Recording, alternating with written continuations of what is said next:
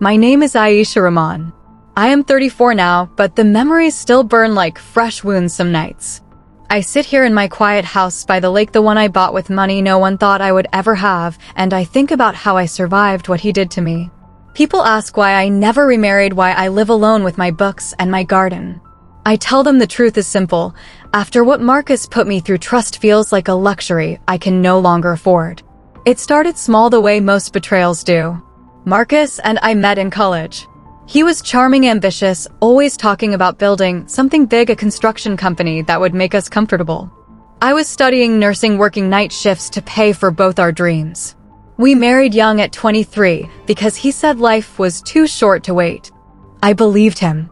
I loved him with the kind of love that makes you ignore red flags. The first years were hard but bearable. He took small contracting jobs. I worked double shifts at the hospital. We rented a tiny apartment in the city. Every paycheck I gave half to him for his business dreams. He promised me one day we would have a house, kids, vacations. I believed every word because I wanted to build a life together. I cooked, cleaned, supported him when bids failed, when clients delayed payments. I never complained. That was my first mistake, thinking loyalty would be returned. Around year 5, things shifted. He started coming home late, smelling of perfume that was not mine.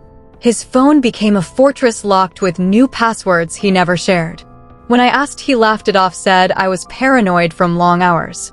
I swallowed the doubt because doubting him felt like doubting myself. Then came the excuses: business trips, weekends away, meetings that ran into the night. I told myself it was for us, for the future. One afternoon, I found the papers.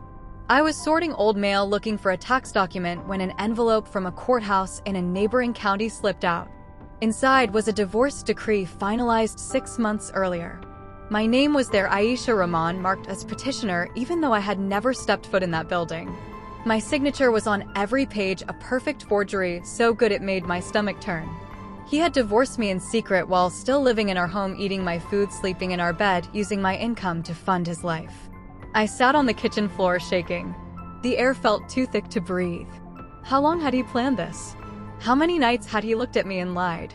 I drove to the courthouse the next day, heart pounding. The clerk pulled the file. There it was, black and white. Marcus had filed claiming irreconcilable differences. He submitted financial statements showing I contributed nothing to the marriage, that our home, our savings were mostly his. He had twisted everything to make me look like a burden. The judge signed off without a hearing because I supposedly agreed. I confronted him that night. He came home whistling like nothing happened. I placed the papers on the table. His face drained of color, but only for a second. Then he smiled, that same charming smile. "Baby," he said, "it was a mistake, paperwork mix-up." I laughed bitterly, the sound surprising even me. "A mix-up? You forged my name, Marcus. You erased me while I was paying your bills." He tried to hug me. I stepped back. He sighed dramatically, said he was stressed, the business was failing, he needed space, but he never stopped loving me. Then he admitted it quietly, there was someone else. Her name was Jenna. A client's daughter, younger, prettier, ambitious like him.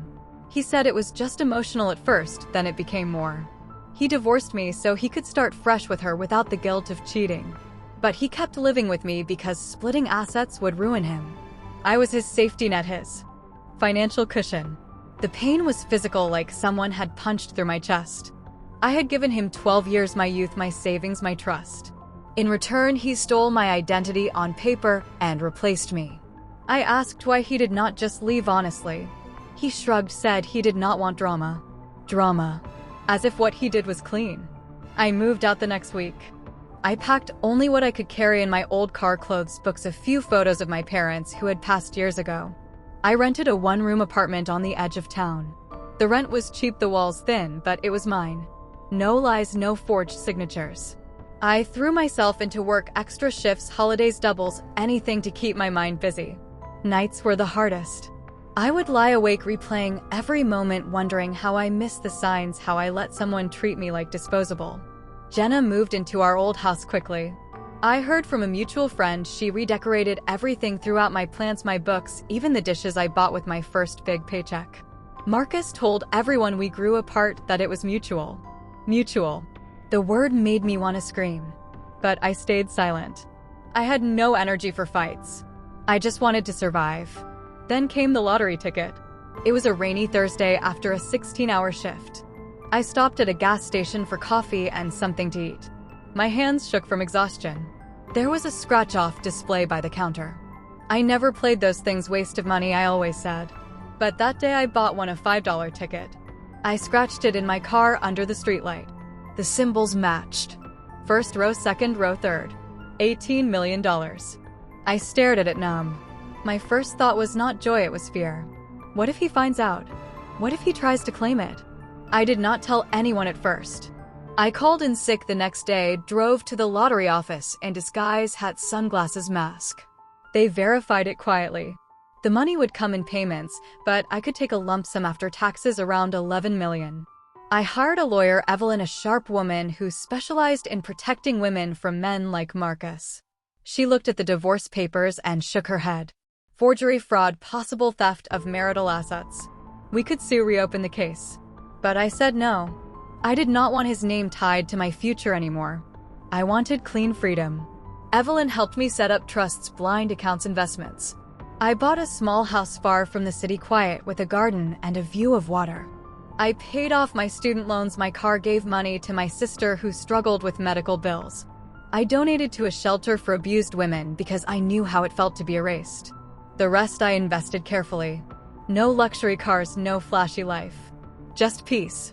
Marcus's world collapsed slowly, then all at once. His business failed. Bad bids, debts, angry clients. Jenna left when the money dried up. She posted online about starting over, how she deserved better. Friends told me he moved to cheap rentals, bounced between couches. He drank more, posted vague things about hard times and lessons learned. Then he started calling. First from his number, then blocked ones.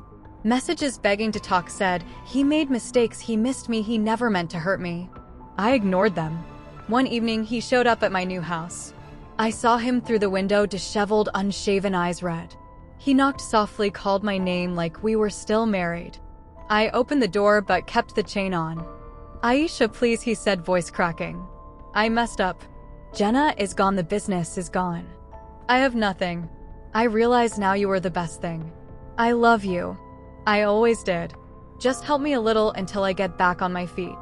For old time's sake. I looked at him, the man who forged my name, who lived a lie, who replaced me. And I felt nothing. No anger, no pity, just emptiness. I said quietly, you divorced me, Marcus. You chose her. You made me invisible while I paid your way. Now you see me because I have money. That is not love. That is convenience. He started crying, said he would change, we could start over, maybe have kids like we planned. I shook my head. The kids part hurt because I had wanted them so badly, but he always said later when the business was stable. Later never came. I told him I would send one final message through my lawyer. A cease and desist. Any more contact and I would press charges for forgery, fraud, harassment. The evidence was all their court files, his own text submissions. He went pale. He begged one last time, said he was sorry. I closed the door softly. I did not slam it. There was no need for drama anymore. That night I sat in my garden under the stars. The lake was calm, reflecting moonlight. I whispered to myself the words I had held inside for years. You survived. You rebuilt. You are free. People say revenge is sweet. For me, it was not revenge. It was justice in the quietest form. He lost everything because he built on lies. I gained everything because I refused to stay broken. I travel now, see places I only dreamed of. I read books in the mornings with coffee, no rush. I plant flowers and watch them grow.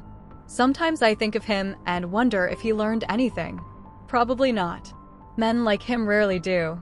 But I learned. I learned my worth is not in what I give to others, but in what I keep for myself.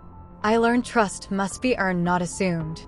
I learned that sometimes the greatest zulm is not the blow itself, but the slow erosion of your own belief in love. If he ever reads this, he will know the truth. I did not destroy him. Time and his choices did. I simply walked away and built a life he could never touch.